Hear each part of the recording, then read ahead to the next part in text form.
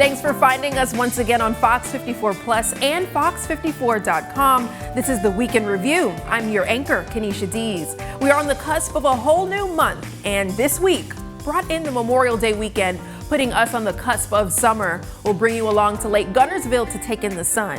The month of June also brings along some new bits of information you need to know, from things to do around town to some new laws going into effect. You'll get a quick refresher course. And a North Alabama congressman sees a desperate need for new postal facilities tailored to a rapidly growing boomtown. We'll show you what he's done to help make those changes happen. This Weekend Review will start with the question of trust in the Decatur community since the shooting of Steve Perkins by a police officer 8 months ago. Last Friday saw a major ruling ahead of the Mac Marquette trial, and then a statement of what the police chief believes is a series of steps that will rebuild that trust with residents.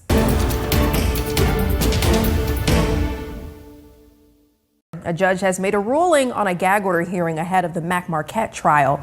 Marquette is a former officer charged for the murder of Steve Perkins. The presiding judge has made the temporary gag order permanent. Evidence presented last Friday revealed at least one officer admitted to commenting online about the case under a fake name. Evidence also revealed Decatur police took body camera video to the Huntsville Police Department to be edited while keeping no clear record of who saw the video. Councilmember Hunter Pepper was also criticized by the judge for his behavior online. Marquette's trial is set for October. All right, well, new out of Decatur, Police Chief Todd Pinion released a statement addressing plans for changes in his department. Pinion says numerous meetings with residents were held to improve policing in the city. He hopes this will, quote, assist in bridging the gap between our community and our department, end quote. Those plans include thorough review of current police policies and procedures, implement leadership development and a cultural educational system for DBT, and sessions with citizens to address racial harmony and fair justice and inclusion in the city. We are reaching out to city officials and community leaders for their thoughts on this plan. To read it in full, visit Fox54.com. Not happy. It's how some members of the Decatur community are feeling after Police Chief Todd Pinion released a statement on Friday introducing his plan of action as the city tries to move forward after several recent controversies. Where Jasmine Bird has more. Community wasn't part of the plan. Morgan County NAACP President Rodney Gordon says without the community's input, you really don't know what we want. And Gordon adds that from a community standpoint, there is no trust. Period. Decatur Police Chief Todd Pinion's statement states that his goal is to, quote, assist in bridging the gap between the community and the department. Here are the first 3 points of his plan. Have comprehensive communication and information system for the city. Structured sessions with citizens that include strategies to facilitate restoration to the city. A thorough review of current police policies and procedures. Here's what SIP advocate Danny Safaya had to say about accountability in the police department. Everybody has to, be held accountable to what it is that they should be doing in their job description. And I feel like the letter didn't have any of that. It didn't state anything, and I still don't think Pinion actually has a plan. It showed no accountability. Chief Pinion's last few points of this plan include leadership development and cultural educational system for DPD, implementing an officer wellness system, and includes communicating and educating citizens on the goal to effectively implement the plan. You're not gonna put together a plan to take you down. It don't make sense. He said in his letter that it was fluid, meaning that he really don't have a plan of action in the letter. So it's like he gave us all of these points, but he don't have a tack to get to where he needs to go or whatnot. In Decatur, Jasmine Bird, Fox 54 News. A grand jury has awarded a $15 million judgment for a woman whose husband died after what was alleged as negligent care by 2 HIMSI crew members. Fox 54's digital producer Chase McPherson explains the series of events that led to the man's death. The lawsuit stems from an April 23, 2019 incident in which heart patient Robert Owen was transported from Huntsville Hospital to UAB Hospital. Owen's widow stated that during the transport, driver Jacob Steele began drifting out of lanes, missed the proper exit, before pulling over to the shoulder of the highway. Steele's partner Calvin Hui then called HIMSI Dispatch, who then reportedly told Hui to carry on as driver with Steele in the cab with Owen, a violation of state of Alabama regulations and protocols. Hui then took over behind the wheel, accelerating suddenly, the suit claimed, and nearly caused a crash. Robert Owen's widow says Owen was fully awake and aware of what was going on, adding to the strain on his heart. Robert then apparently called out for help multiple times, calls that went ignored by Hui and by Steele, who by this time had passed out with a pair of earphones in his ears. Owen was eventually unloaded at UAB Hospital, only to die a few weeks later. The suit claimed the unsettling events of April 23rd played a role in Owen's eventual death. Further investigation revealed Steele had 12 incidents on record deeming him incompetent or unfit, including a reckless driving incident that led to him being fired by HIMSI, only to be rehired the month before the incident. The suit named Steele and Hui for their conduct and HIMSI for the conduct of other employees, leading to Owen's death. Chase McPherson, Fox 54 News. Well, who doesn't enjoy a good cup of coffee? And if coffee isn't your thing, maybe a game about coffee is just right for you. I visited High Ground Hobbies for a gaming tournament to meet the creator. Take a look. My first game I designed, I think I was like 8 years old. It was a Dragon Ball Z Monopoly game. This is Anthony Treadway, game designer and world builder, who started this journey with one thought. So originally, when I was younger, the whole reason why I was designing anything or playing games in general was to bring people to a table, right? It was the one way that we were able to interact with each other. And now it is your turn. Yes. I'm gonna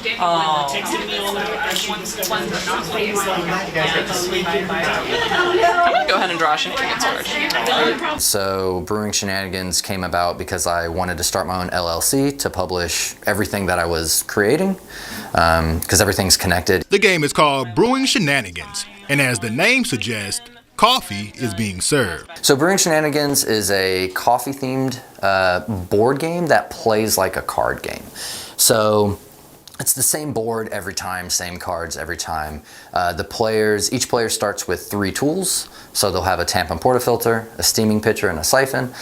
And they're using time on their turn in combination with their tools to produce ingredients, espresso and steamed milk, and then we'll combine those ingredients to craft drinks. The biggest question I had, why coffee? I wanted to be able to design a game that was more accessible, especially to, 1, the layman who doesn't know games very well, and then 2, may have been gated by theme. Because there's plenty of people that aren't into sci-fi or fantasy, right? Saturday, the community got together for a Learn and Play tournament. So today, we are hosting a Brewing Shenanigans tournament at High Ground Hobbies, and Midsummer Market sponsoring it. So we've got quite a few people today. We're loaded out. I think we sold out. It was 24 people that's come. So that's pretty huge for us. We do a monthly tournament. We do one here at High Ground the 4th Saturday of every month. And then those vary in, I guess, intensity. And then we have the more casual tournaments like today. And with that initial thought in mind, everyone is welcome. Any event, whether it be a Learn to Play event or a tournament, our community are very friendly, open, and anybody interested, have a free weekend to do anything, we'd love for you to come out. Win for Huntsville International Airport. The airport was named the #1 best small airport from the 2024 Newsweek Reader's Choice Awards. Huntsville was the only Alabama airport to make the list of contestants. The criteria considered in the contest included how easy it is for travelers to navigate the airport, short lines, friendly service, and customer experience. And Governor Kay Ivey in the Rocket City today to welcome the brand new Lockheed Martin facility. The governor participated in the ribbon cutting ceremony and then took a tour of the new $18 million investment. The new facility has room for 500 employees and is equipped with a modernized Black Hawk mission simulator. Ivey wasn't the only notable figure there. Lockheed Martin's Rotary and Mission Systems president and vice president were there too. Today, we celebrate the expansion of Lockheed's 1,200 Redstone Gateway facility, a significant $18 million investment that will further cement Alabama's reputation as the most military-friendly state in the nation. A rally held today in Big Spring Park to bring awareness to what's going on in Rafah during the ongoing Israel-Hamas war. Several pro-Palestinian demonstrators in attendance today, calling for an end to the siege on Gaza. This week, the UN's top court, the International Court of Justice, is ordering Israelis to stop the battle in Rafah, calling the locals the target of genocide. Don't want to be prosecuted for crimes that their government may or may not committed.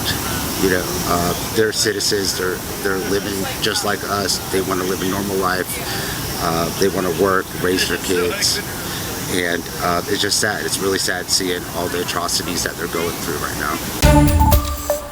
Right, and tonight we touch on a topic some of us have experienced at least once in our lifetime, and that's bank fraud. This hits very close to home for one Huntsville resident who says she has 4 bank accounts at Redstone Federal Credit Union and bank accounts at 4 other banking institutions, but Redstone is the only banking institution she continues to experience this frequent occurrence. Our Jasmine Bird tells us more about it.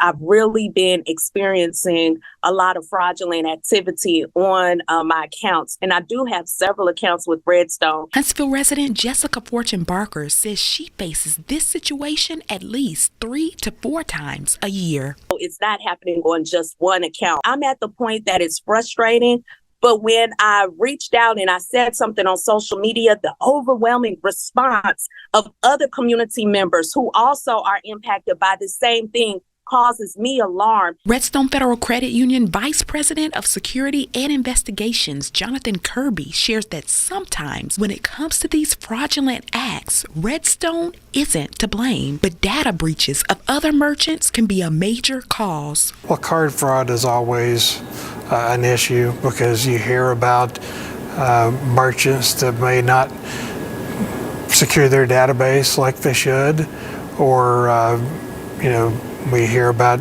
skimmers on gas pumps. Unfortunately, impacts all of our members because their data is out there. Kirby says they take these matters very seriously. And another thing to note, we use proprietary software and tools to identify those suspicious activities, and then we'll reach out to the member and ask them if it was them that did the transaction. Fortune Barker says she also has bank accounts at 4 other banking institutions. And unfortunately, Redstone is the only institution she experiences this frequent reoccurrence. They're more reactive where the charge actually clears your account and then they do something about it to credit it back. And my question is, Redstone, what are they doing as an institution to be proactive in stopping these charges from actually hitting their members' accounts? Kirby shares some answers. You can set up your debit card or your credit card to restrict certain transactions.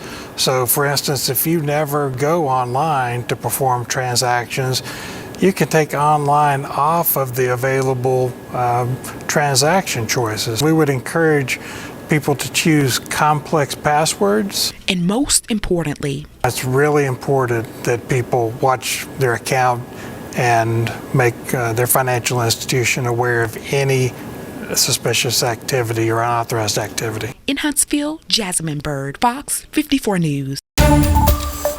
Near the Gunnersville Farmers Market, the city held a groundbreaking ceremony for a new Veterans Memorial. Mayor Lee Dollar said a group of local veterans helped conceptualize the project, which they hope to have completed by November 11th, which is Veterans Day. It's going to be a beautiful addition to our city. It will be right here on the lake. It will honor each branch of service. It will have the flags. It's just going to be a tremendous addition and give the veterans a place to reflect, or their family members. It will also have an educational component and will give children or anyone, students, an opportunity to learn more about what veterans do and what wars are and all about the history of our country. So we're very excited for this addition along our park system. All right, and across the Tennessee Valley today, several cities honored the soldiers who sacrificed their lives while serving our country. Graves of fallen soldiers were decorated with flowers, flags, and wreaths at multiple cemeteries in North Alabama. Athens and Florence also hosting Memorial Day ceremonies where city leaders and veterans spoke about the brave men and women who made the ultimate sacrifice for our freedoms. And here in the Rocket City, the community gathering downtown at the Fallen Soldiers Memorial, united in gratitude and remembrance. I have 4 combat tours. I've unfortunately lost soldiers in combat, so I understand the significance of Memorial Day.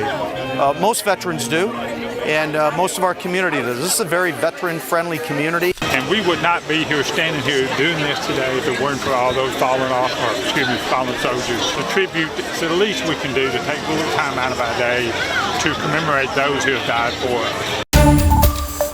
Memorial Day is a day of remembrance of our fallen soldiers and also for many of us, the unofficial start of summer. Some people flock to Lake Guntersville for some fun in the sun. Our Simon Williams spent the afternoon out there and has more. We've made it to Memorial Day, the official, unofficial beginning of the summer season. Folks took full advantage of the warm weather and the day off at Lake Guntersville. We're celebrating Memorial Day, me and my family. We got about 12 kids out here with us. This is my baby! And we're having fun. What's the best part of the day at the lake? Swimming. I swim and play football. And play baseball. And play wiffle ball. And basketball. Building stuff, like building sandcastles and holes and stuff. Just gonna have fun with our friends and family and hopefully have a good time, I guess. My favorite part is being with the family and just swimming and playing wiffle ball. After all that, you work up an appetite. So what's your go-to snack at Lake Guntersville? My favorite lake snack is watermelon. She loves Cheetos. Bologna and cheese. That's nasty. Oh, I know. Lunchables. I'm gonna get some turkey, then I'm gonna put some mayo, and then I'm gonna put some mustard, and I'll put some more turkey and some bread. A honey bun. Clearly, folks found fun in the shade and sun. Happy Memorial Day! In Guntersville, Simon Williams, Fox 54 News. Mondays will get a little more musical starting in June, so grab a blanket, chair, or just get your shoes and get to Big Spring Park. The 2024 Concerts in the Park series begins on Monday, June 5th. It'll be held over 10 weeks every Monday night. You can hear a variety of genres from homegrown talent in rock, country, jazz, R&B, and today's hits. Patrice Johnson with Arts Huntsville talks about the importance of local talent and one item not to bring. You know, Arts Huntsville, we're an arts nonprofit. We're the local arts council, and so that is our commitment to the community. So we do our best to highlight the local arts scene in every capacity here. So don't bring any bad vibes. That's what we don't want.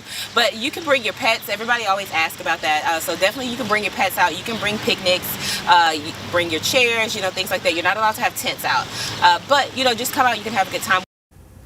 Pets, picnics, but no bad vibes. The series runs through August 5th. For more info, head on over to our website. Distracted driving is one of the leading causes of accidents in the U.S., and the city of Huntsville is hoping to see a decrease in accidents with the new hands-free ordinance. Arkin McCoy spoke with Huntsville Police on what information drivers should know. So technically the hands-free ordinance is already in effect. It went into effect January the 1st. The grace period for Huntsville's new hands-free ordinance is coming to an end. The first 6 months of it is a warning phase to where if a driver's witness using any type of telecommunicative device while driving, they can be stopped and issued a warning and education on the new ordinance.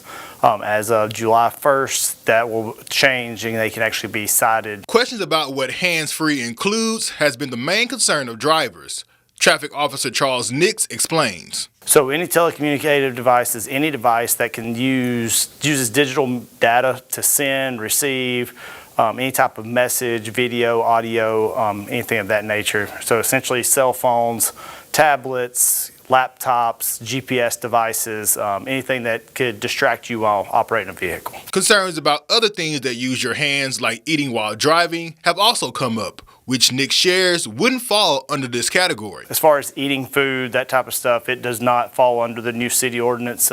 At this time, I can't say that may not change in the future, but at this time, it just has to do with electronic devices. However, if those methods are causing impaired driving, being stopped is a possibility. If somebody in the process of eating or operating a radio or something are possibly swerving in the roadway, that actually wouldn't fall under the ordinance. That would fall under the failure to maintain your lane, which is also an indication a lot of times of potential DUI drivers. So that would be a situation where an officer would most likely pull over to investigate. But the ultimate goal of the law is for Huntsville drivers to practice better driving habits. Help develop better driving habits, and ultimately just to reduce the amount of wrecks we have in Huntsville. Last year we had over 8,000 wrecks, so we'd like to definitely reduce that number and hopefully save a lot of lives through this ordinance. Keep in mind, Alabama's hands-free law goes into effect June 1st, while Huntsville's will go into full effect July 1st. For Fox 54 News, I'm Ken McCoy.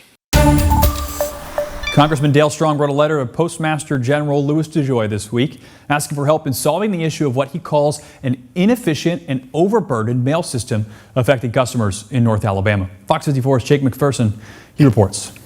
Representative Strong's May 23rd letter outlines what he calls a substantial volume of complaints from constituents about, quote, shortcomings of the once reliable USPS system. Strong believes the problem lies in Birmingham, where currently all Huntsville area mail is centrally processed.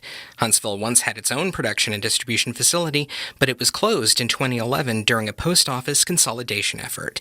Since that time, the population of Huntsville has grown by 36% and Greater Madison County by 23%. What's resulted, Strong says, are backlogs so severe that the Birmingham facility has had to hire outside help and reroute mail to other distribution centers. That, in turn, leads to angry North Alabama mail customers experiencing delays or lost mail and packages. Strong rebuffs previous responses from Post Office Consumer Affairs, calling complaints isolated instances ordinarily caused by human error and very difficult to fix, saying that the number of complaints his office has received is proof enough that the current system is failing. He's asking Postmaster DeJoy to open a new distribution facility in the Huntsville area. He's requested a written reply and will be sure to share it with you when Strong hears back. In the meantime, you can read Strong's full letter at fox54.com. In Huntsville, Chase McPherson, Fox 54 News. In the city of Madison is on the rise, and Madison City Schools is making room to house more students. The district announced a new elementary school is expected to take in 1,000 students. Our Jasmine Bird spoke with the school's district superintendent. Here's a listen. Well, we're very excited. The board approved a contract with Pierce Construction to build our new elementary school on the west side of town. This will be the 13th Madison City School. We're currently almost at 13,000 students, and that's we average about 300 new students every year. We have a projection by the year 2030 to be somewhere around 14,500 to 15,000 students. Madison City School Superintendent Ed Nichols says they're still brainstorming as to what the name of the new school will be. It's off of Hardeman Road, just past Burr Green in Madison Branch, a new subdivision over there, Madison Branch. We haven't named the school yet. We're going to do like we did for Journey. We'll send out a survey to parents and students and ask for suggestions for the naming of the school. We call it right now Russell Branch, just for construction purposes. And when the school opens in the fall of 2026, Nichols adds that this is one key thing to note. It will rezone every elementary school in the district. We've got growth in Town Madison that's new and it's come online. We've got growth in Triana, which is part of our school system since we started the school district 26 years ago. Triana has part of that. So we've got to be able to spread that growth out evenly, and that's one reason we really focused on developing this elementary school on our Limestone County side. About 27% of Madison City School students currently reside in Limestone County. So this will help us to spread out the overcrowding of our elementary schools. Now, Fox 54 Top Teacher, sponsored by Calhoun Community College. We're closing out Top Teacher, highlighting our last one for the 23-24 school year, and I'm excited to introduce this one. She keeps her students on their toes quite literally. Physical fitness and fun is what drives her classroom. Meet Coach Erica Dodd from Mount Carmel Elementary School. What, do you remember? In Coach Erica Dodd's class. We put one at the top. Yep, good job. Fun and fitness is in the curriculum. I want them to be able to exercise without knowing they're exercising. There's no staying still. I'm kind of the decompress part of everyone's day, I think, for the kids. Coach Dodd has been at it for 20 plus years. I think they all need a break during the day. You know, they're sitting in their desk all the time. I think they need to be active. Her love for physical education goes back to grade school. I grew up playing basketball my whole life. And so I just always knew that I didn't want to be in the classroom. And even traces back to her lineage. My dad was Lynn Fanning. So that's super cool to work in the same system he did. He was a coach, he was a teacher, he was a principal. Her father's legacy so significant, a school is named after him. But meet one of Coach Dodd's students. Coach Dodd, we are so very thankful for you. Sharing a letter she read to other students district-wide. We can definitely see that you are living your dream of following in your dad's footsteps. Because Drake said she's had Dodd for 3 years. First, second, and third. That's amazing. She's an amazing PE coach. An amazing coach with creative ways to stay fit. We play cone sweep. That's a fan fave. Coach Dodd's principal, Julie Norton, believes just like her father. Coach Dodd is an integral part of our community. She is definitely one that everyone remembers when they leave Mount Carmel. I just love my kiddos. And for Dodd, there's no fitness without. What I do all day is fun. No matter what we're doing, no matter what standard we're learning, no matter what skill we're trying to learn or conquer, it's just fun. It's fun. Well, congratulations to her. Check out the moment Coach Dodd was surprised as top teacher on fox54.com. And it's a wrap for top teacher, but we'll return Labor Day week, so keep those nominations in mind. Rugby is one of the most popular sports in the world. It's got the dynamics of soccer and the violence of football. It's a whole lot of fun. One of Wales's best was in town today for an American tour, suiting up against them an all-star team from the Alabama Rugby Alliance in a brutal form of cultural immersion.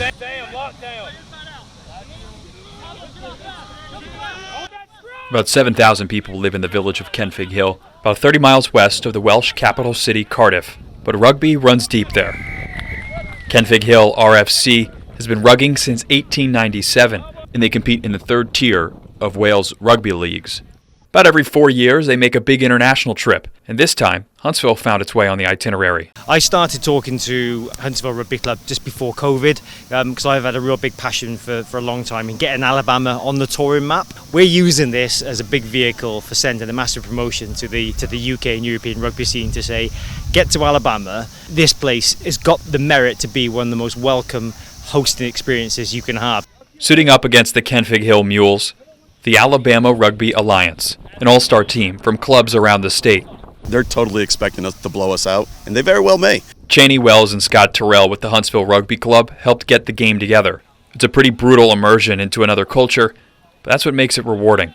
This is an opportunity for the players, for the coaches, just to learn from these guys. We're not trying to really reflect on what's going to happen on the scoreboard. We want to make sure that we are establishing the camaraderie, just the passing of knowledge.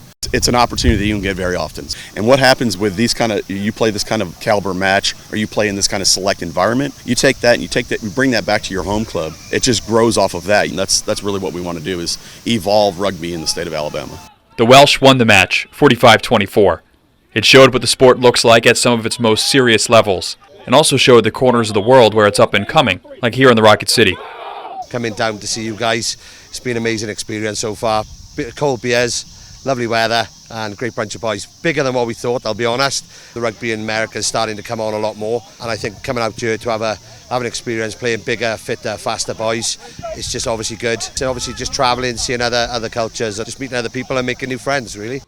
It's a cultural exchange in a violent but sportsmanlike way. In Huntsville, Simon Williams, Fox 54 News. Get this, a popular local chocolate shop has the chance to be named the best in the USA. Pizel's Confections has been around since 2013, and this year they were nominated for USA Today's Reader's Choice Best Chocolate Shop. The shop just moved into a new location at Campus 805. Co-owner and executive chocolatier Michelle Novosel shares how happy she is for the community support. We're just really thrilled and honored to be a part of this great array of wonderful chocolatiers throughout the nation, and to be recognized nationwide. We're best known for our fine chocolate. We usually have about 18 to 24 different varieties, chocolate bonbons, candy bars, larger bonbons. We also have mini cakes, ice cream, macarons. All right, plenty of options, and you have until June 9th to vote for the USA Today Reader's Choice Best Chocolate Shop. We have the details at fox54.com. Well, the Alabama Jubilee is soaring high today in Decatur, which is where our chief meteorologist Jordan Dressman and meteorologist Emily Owen were today to take in all the fun. The Fox 54 weather team over at Point Mallard Park all day to hand out swag to our loyal viewers. As you can see, it was definitely a hit. And if you couldn't make it today, you still have time to check it out tomorrow. Check out the balloons, food, and more. Unfortunately, Jordan and Emily won't be there, but there will be fireworks. A big thank you from Jordan and Emily for all those who came out to say hello. And it looks like our team had a wonderful time at the Jubilee this year. We thank you for joining us, those of you who did. That wraps up this weekend's episode. Keep your Fox 54 app handy for breaking news, weather, and sports 7 days a week. New on Saturdays is the Weekend Review Top 5, a list of the most popular and shared stories and videos from our website. I'll see you back here next Friday through Sunday for another edition of the Weekend Review. I'm Kenesha Dees.